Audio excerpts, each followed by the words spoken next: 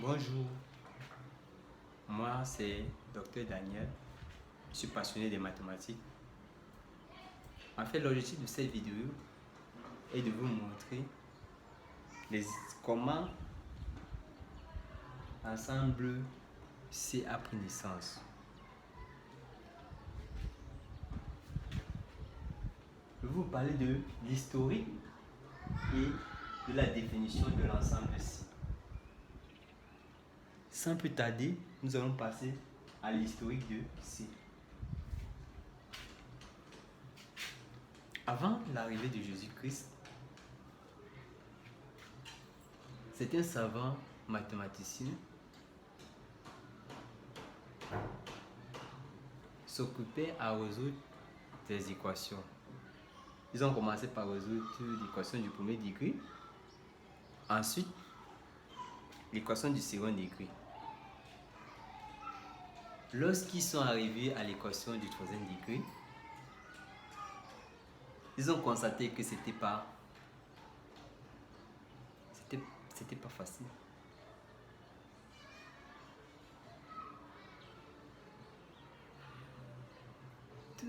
D'où la résolution de l'équation du troisième degré fut une énigme pour les mathématiciens. Dans le cadre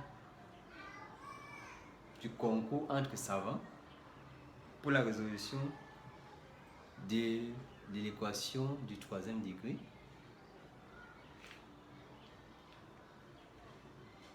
certains savants sont mis à la recherche parce que entre eux, ils se critiquaient.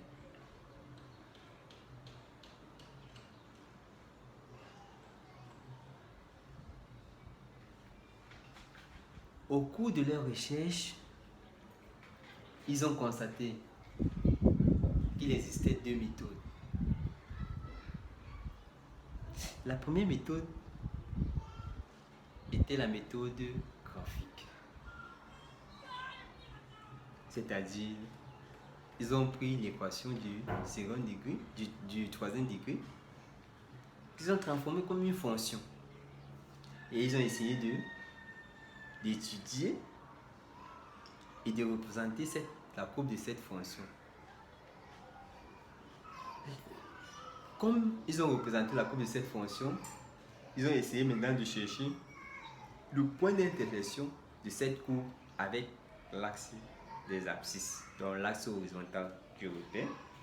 Ils ont constaté que l'axe des abscisses coupait la courbe en 3 points. Et ils ont sorti une conclusion en disant que l'équation du troisième degré admet exactement 3 solutions. D'autres savants ont critiqué cette pensée en disant que lorsque on aborde la résolution de l'équation de degré sain, cette conclusion n'est plus vérifiée. C'est là où notre brillant savant, Cardan, proposa une méthode. Cardan dit, si on prend deux nombres, A et B par exemple, appartenant à R, et que on suppose que la somme de ces deux nombres est solution de cette équation du troisième degré, alors on pourra trouver un système d'équations dans lequel les deux valeurs apparaissent. En d'autres termes, A et B va vérifier un système d'équations qu'on va déterminer.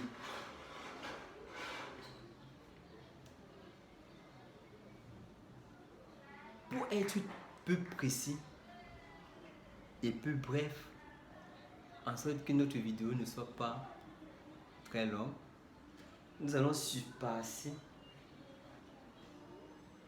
les étapes de cadran, mais nous allons prendre le finish, l'idée de sa stratégie. L'idée de sa stratégie était de déterminer la racine évidente. Lorsqu'on va déterminer la racine évidente, nous allons utiliser la division euclidienne qui va nous permettre de transformer la somme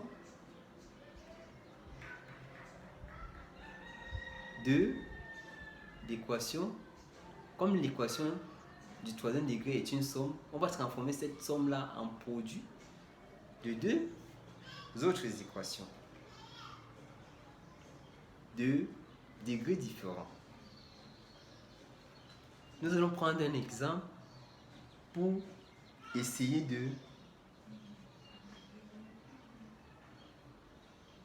de voir si cadran, essayer d'appliquer la méthode de cadran. Prenons l'équation E.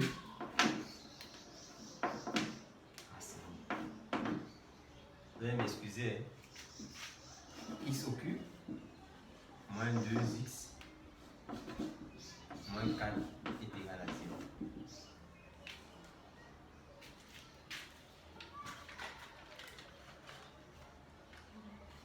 Moins 4 est égal à 0. Comment déterminer, résoudre cette équation du troisième degré? Cadran dit, nous devons chercher la racine évidente de cette équation.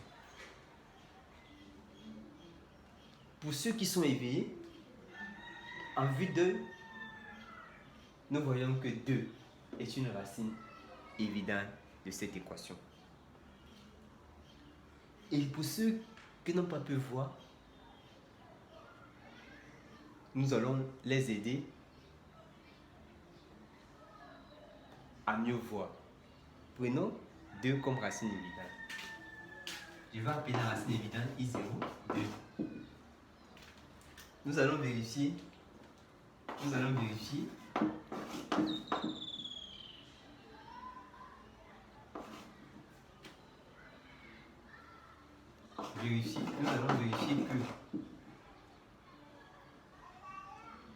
que x0 qui est égal à 2 appartient à 1. En d'autres termes, que 2 vérifie l'équation E.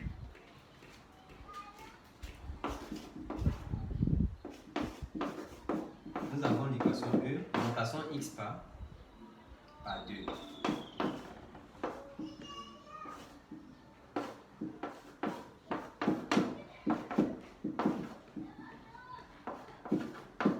Nous constatons que, bien effectivement, 2 vérifie l'équation E.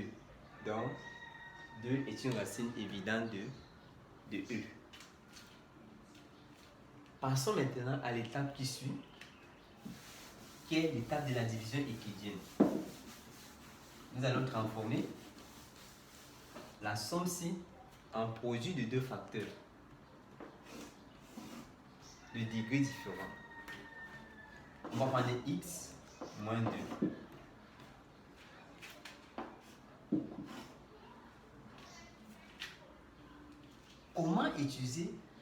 Comment faire la division euclidienne? Nous allons regarder le premier terme qui est x au cube. Nous allons nous poser la question: quel est le nombre qu'on va multiplier par ce x et qui va nous donner x au cube? Nous constatons que effectivement c'est x au carré. X au carré est égal à x. X au carré fois x va me donner x au cube. Autant pour moi. X au carré moins 2x, ça va me donner moins 2x au carré. En faisant entrer le moins de la formule et en additionnant membre par membre, on obtient moins 2x au carré. On abaisse moins 2x et on abaisse moins 4. On utilise toujours la méthode. Quel est le nombre en multipliant par x, on obtient moins 2x au carré. Nous constatons que c'est moins 2x. Nous constatons que c'est moins 2x.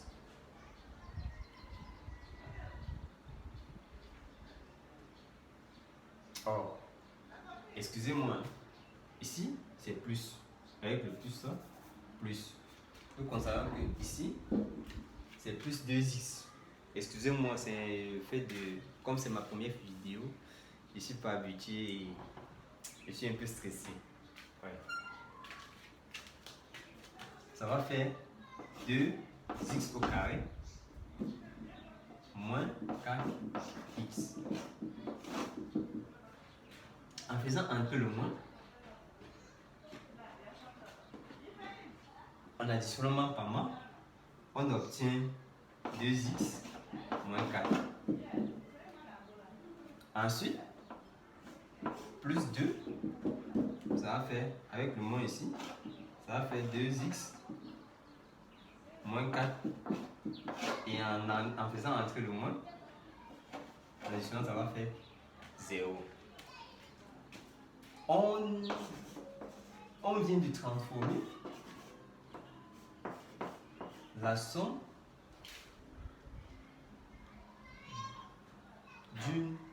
d'une équation à produit de deux équations de degrés différents.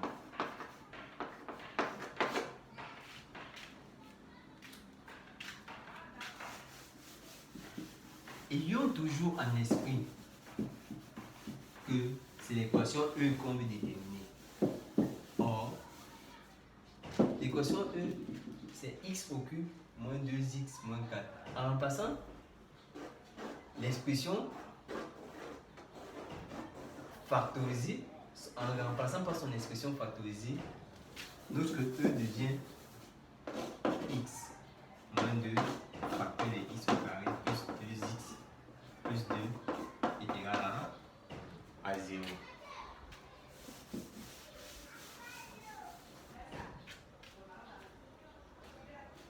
On a le produit de deux expressions est égal à 0. En quatrième ou en troisième, on nous a appris, il y a une propriété qui dit lorsque A fois B est égal à 0, alors A est égal à 0 ou B est égal à 0. On va utiliser cette propriété. Ça implique que x est égal à 2 ou x au carré plus 2x plus 2 est égal à 0. Je vais appeler cette équation l'équation f. C'est l'équation f qui m'intéresse et c'est l'équation f que je dois résoudre. On voit que l'équation f est une équation du second degré. En seconde, on nous montre comment résoudre une équation du second degré. Pour résoudre une équation du second degré, on va chercher à calculer son discriminant. On va chercher à calculer le discriminant. Lorsque le discriminant est supérieur à 0, C'est-à-dire, on va chercher le signe du discriminant. Lorsque le discriminant est supérieur à 0, cela signifie qu'il existe deux solutions distinctes. Lorsque le discriminant est égal à 0, on a une solution, on a une unique solution ou bien une solution double. Et lorsque le discriminant est inférieur à 0, on constate que l'équation du second degré n'a même pas de solution. Ayez l'esprit que nous sommes dans l'ensemble R. Nous sommes dans R. Essayons maintenant de calculer le discriminant et de fois son signe. Le signe du discriminant. Delta est égal à 2 au carré qui est 4, moins 4 AC, A qui est 1 et C qui est 2, ça fait 1 fois 2, 2, fois moins 4, ça fait moins 8, qui est égal à moins 4. On constate que le discriminant est inférieur à 0. Donc, dans R, l'équation du second degré n'a même pas de solution.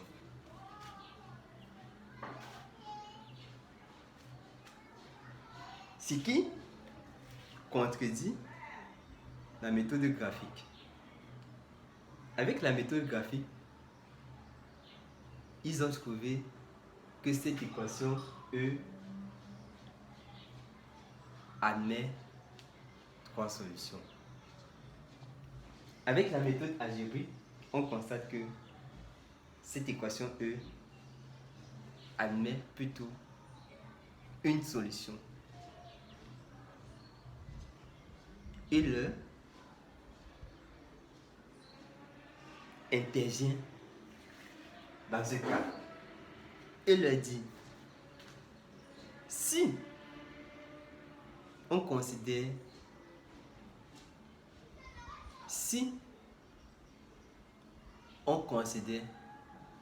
qu'il existe un nombre imaginaire, de telle sorte que le carré de ce nombre-là est égal à moins 1, alors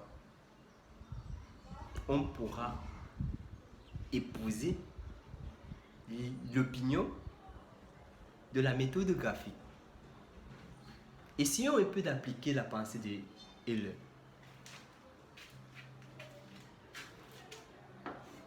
Supposons qu'il existe un I qui est un nombre imaginaire,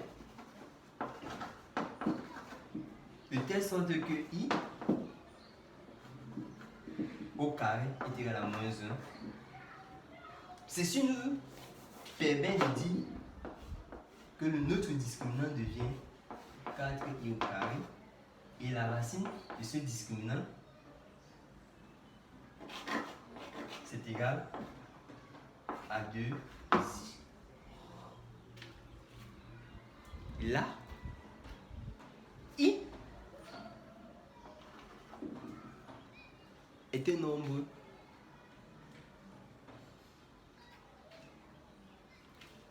imaginaire. On ne connaît pas le signe de ce nombre. C'est imaginaire. Et là, on vient de déterminer le discriminant. Et là, on vient de supposer, avec la méthode de Euler, que le discriminant est positif. Ça veut dire que notre équation F admet deux solutions. Passons à la détermination de ces deux solutions.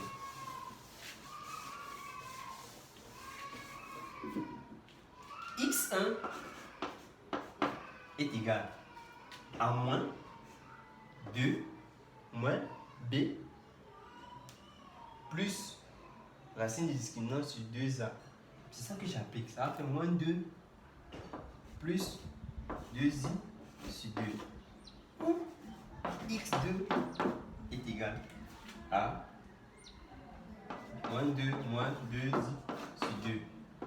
En simplifiant par 2, on obtient moins 1 plus i, où x2 est égal à moins 1 moins i. Voilà les solutions. Mais Alembert dit lorsqu'il existe un nombre imaginaire et que ce nombre imaginaire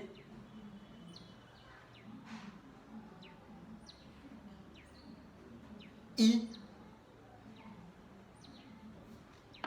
au carré est égal à moins 1, alors on peut dire que ce nombre imaginaire peut être sous la forme A plus IB.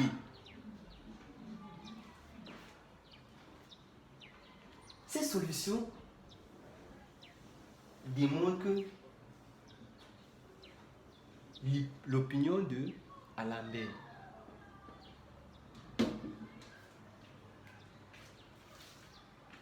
Gauss dit ceci: si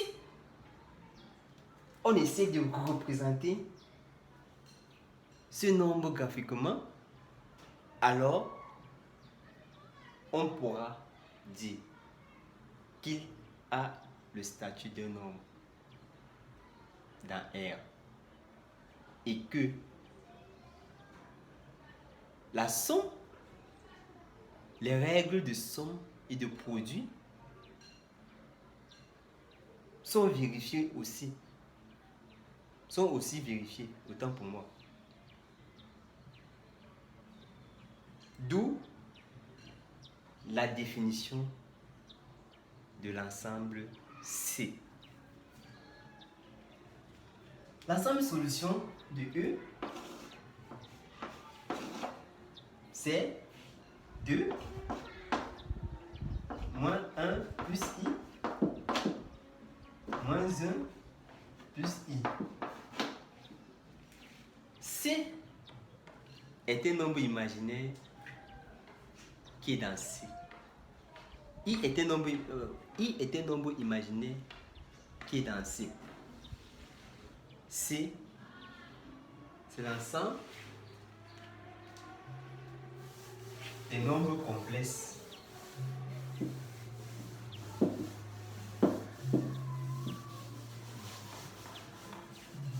D'après l'opinion de Euler, de Cardan, Euler, Alembert, Hagan et Gauss,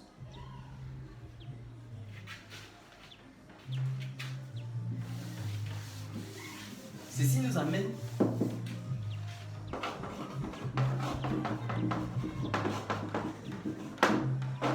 à définir l'ensemble C. C est un ensemble d'où en prenant deux valeurs appartenant à R au carré telles que Z, qu'ils ont appelé, est égal à A plus IB avec I au carré est égal à moins 1. Ceci représente la définition de l'ensemble C. Et cet ensemble C est appelé l'ensemble des nombres complexes.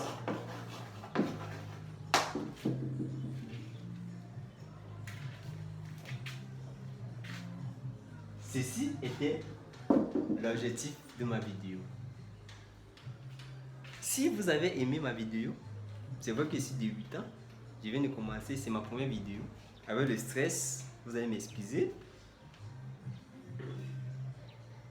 Si vous avez aimé ma vidéo, vous pouvez cliquer sur le pouce bleu.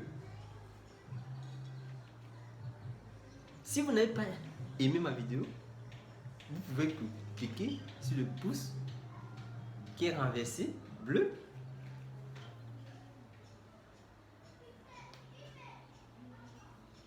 Vous pouvez aussi vous abonner à ma chaîne.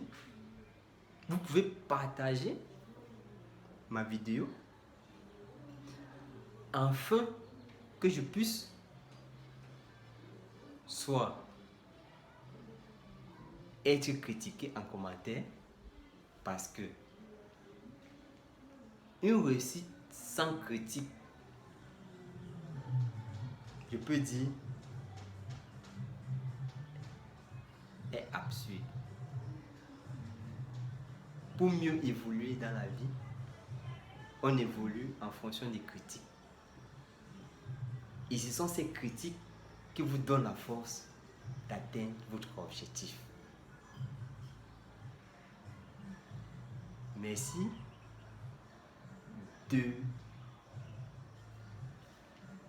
d'avoir pris votre temps afin de m'écouter et à prochain pour une autre vidéo.